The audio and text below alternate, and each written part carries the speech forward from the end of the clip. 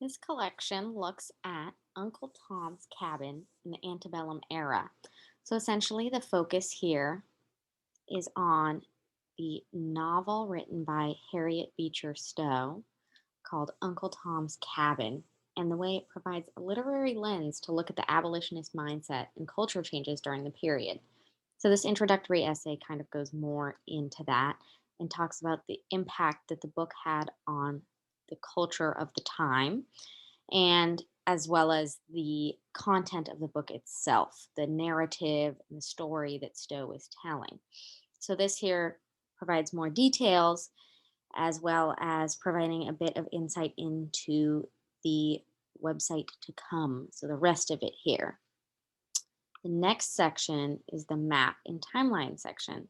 So, this right here is a map of Hartford, Connecticut from 1855, which is during the period of time that Harriet Beecher Stowe was living there. So, it provides an idea of kind of the life that she was living and what it looked like when she was living. And down here, we have a timeline.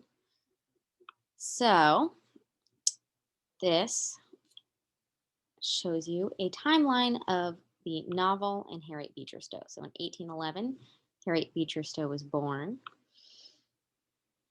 And then in 1830, the abolitionist movement begins.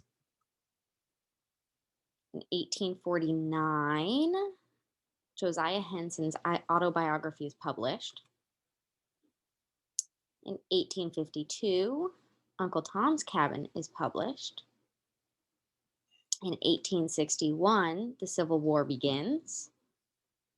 In 1865, slavery is abolished in the US.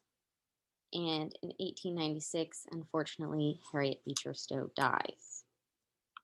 So from here, we can go to the secondary source bibliography and look at some of the secondary sources that were used for writing the introductory essay and just for coming to this general thesis conclusion. There aren't any tertiary sources here because I felt that the secondary sources were a lot more helpful than tertiary sources in this specific instance. Finally, we have the primary source section, which looks at 9 different primary sources, beginning with the book itself, and then going into Josiah Henson's autobiography, which talks about the real life experiences of the man that Uncle Tom is based on. And then some a children's book, some illustrations, and a song, all drawn from the book itself. A book review talking about the impact of the book itself, and then some information about Stowe, an image of Stowe herself, and an image of the Andover Theological Seminary where she lived, and a bunch of abolitionist men standing out front.